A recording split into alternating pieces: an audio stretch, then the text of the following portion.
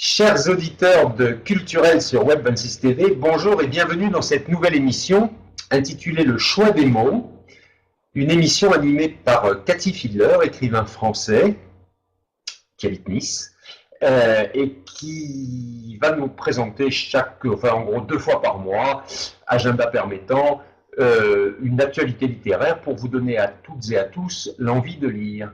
Bonjour Cathy, comment ça va? Eh bien, bonjour Philippe, ça va bien, depuis Nice, où il fait pas très beau. Partout, partout. Alors aujourd'hui, qu'est-ce que vous nous présentez? Qu'avez-vous lu? Alors, je vais vous présenter des livres dont certains sont déjà sortis depuis quelque temps et d'autres plus récemment. Je vais commencer par... Oh là, allô? Oui, je vais vous Oui, oui. commencer par vous parler de Nemesis de Philip Roth, écrivain américain bien connu. Ensuite, j'embrayerai avec Le Pont invisible de Julie Oranger, dont j'ai la version anglaise, enfin américaine plus exactement. Et je continuerai avec Le Palais de Verre de Simon Moore, britannique. Et je terminerai par le livre de Colette Gage qui s'appelle La femme au poignet tatoué et qui est sorti en 2013. Voilà, voilà ce qui est au programme. Alors, Joli programme. oui, je vous écoute. Allez-y, non, non, je dis joli programme. Nous vous Voilà. écoutons. Alors, alors Philip Roth, bon, c'est pas la peine de le présenter, c'est un des écrivains américains majeurs de notre siècle. Et personnellement, à chaque remise du prix Nobel de littérature, je m'étonne que son nom ne soit pas mentionné immédiatement. Je suis ravie de celui qui a été attribué cette année à Alice Munro, une novelliste canadienne que j'affectionne comme de nombreuses auteurs canadiennes. Mais Philip Roth, c'est vraiment un monument dans la littérature américaine.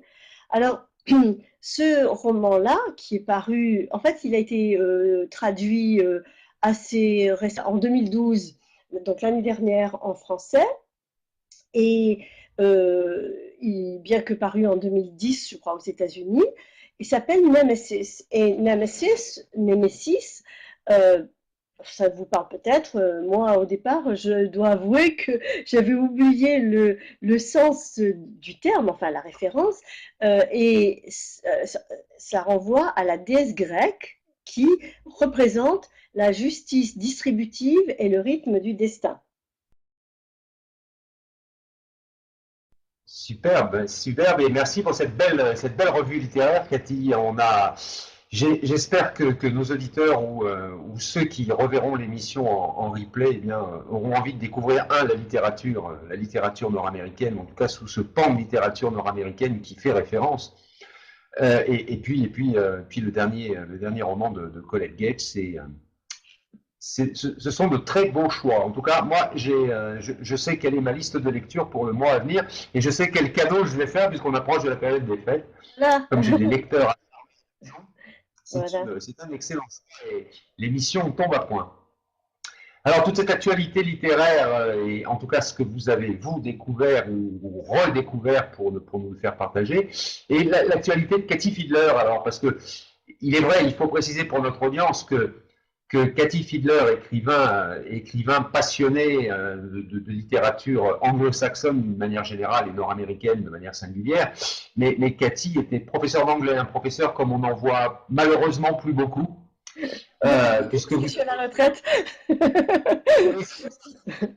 mais malheureusement, de professeurs d'anglais, comme on n'en voit plus beaucoup dans nos établissements scolaires français, puisque vous avez été à l'initiative de nombreux échanges entre le monde anglo-saxon et notamment les États-Unis, parce que vous avez et plus qu'échangé, puisque un de vos romans eh bien, relate et est étudié aujourd'hui aux États-Unis, donc c'est votre vie, ce monde anglo-saxon, et c'est intéressant. Bien que restant les deux pieds bien ancrés sur le sol français et dans la littérature française, ce qui est fondamental aussi. Vous parliez tout à l'heure, vous évoquiez dans votre revue littéraire de ce sens artistique et de ce lien avec le mentor de ce jeune garçon, de ce jeune Hongrois qui arrive à Paris. Et oui, puisque vous aussi, vous êtes dans cette lignée artistique, puisque votre papa est un artiste de renom, puisque votre époux et indépendamment du fait d'être peintre, est aussi votre illustrateur graphique, puisqu'il illustre nombre de vos, il a illustré nombre de vos ouvrages. Hein, on salue Jacques au passage, qui se cache, je suis sûr qu'il est peut-être là, mais il se cache. Et c'est important. Alors, aujourd'hui, quelle est l'actualité de Cathy Fiedler? Racontez-nous un petit peu les derniers événements. On a suivi sur Facebook, mais dites-nous. Oui, bon, rapidement, là, je sors d'une conférence sur un sujet qui me passionne, c'est les femmes écrivains de langue anglaise. Et cette conférence que j'ai donnée à la BMVR, il sera disponible sur leur site dans pas longtemps, en version audio. Et j'en prépare une que je donnerai à Fréjus le 29 novembre et ensuite en février à nouveau à la BMVR sur le thème de cuisine et littérature, parce que ça c'est un thème qui m'intéresse. Regardez, vous vous souvenez de ce petit livre? Et oui, absolument. Oui. Les recettes à la vie, à l'amour, Voilà. suivi de Le Ménage, parlons-en. Voilà. Donc le ménage, je le présenterai également à la BMVR en janvier. Voilà, la BMVR, c'est la bibliothèque à vocation municipale à vocation régionale, Louis Nuissera à Nice. Et puis je ferai partie également je suis invitée par le salon du livre de la Viso à Marseille le 8 décembre. Voilà, salon du livre juif en compagnie d'auteurs prestigieux comme Albert Bensoussan, Boris Cyrulnik, j'en oublie, Colette Gage devait être des nôtres, mais je crains qu'elle soit empêchée. Mais voilà, donc ça, ce sont les projets à court terme. Philippe, c'est vous qui allez m'en parler parce que je crois que vous en avez lu quelques chapitres. Est-ce que ça vous parle? Ah oui, beaucoup, beaucoup. Moi, j'aime beaucoup dans Le Ménage. J'aime beaucoup toutes ces images et toutes ces allégories. Et c'est ce que je disais dans l'émission de Coaching 101 tout à l'heure avec Déborah Seban. Eh bien, Le Ménage, on y met ce qu'on veut dans ce titre du ménage. Et on a tous à la maison apprécié cette facilité avec laquelle vous nous incitez à donner à ce mot ménage le sens qu'on a envie de lui donner. Et c'est fabuleux. Et on a rigolé et on y fait souvent référence. On y fait souvent référence quand on dit tiens, qui fait ah oui, parlons-en. Et on en arrive un peu comme dans comme l'avait fait Orangina avec brio, à même plus mentionner le ménage, mais on se dit simplement oui, parlons-en. Tiens, alors à qui le tour?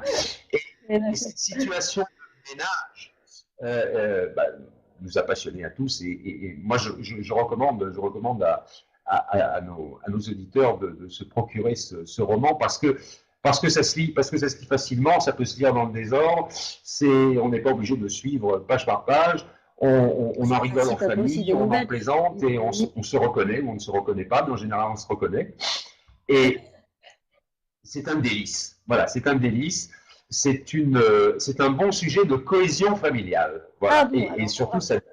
Vous me rassurez, parce que mon idée, c'est qu'on ne touche plus un balai de la même manière après, avant et après. Voilà, c'est un... Oui, c'est un beau sujet de cohésion familiale Oui, et c'est... Oui. Allez-y. Ce qui m'intéresse, c'est de montrer que le quotidien, aussi bien, bon, la nourriture, c'est considéré, la cuisine, c'est considéré comme quelque chose de beaucoup plus noble, mais les tâches du quotidien, on ne peut pas s'en dispenser, sauf à vivre vraiment dans la crasse, et bon, bref, ou y être obligé. Mais on ne peut pas s'en dispenser, et elles sont chargées de symboles.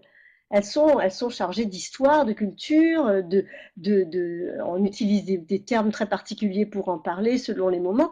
Et ça, ça m'a vraiment intéressé de le partager avec quelques lecteurs.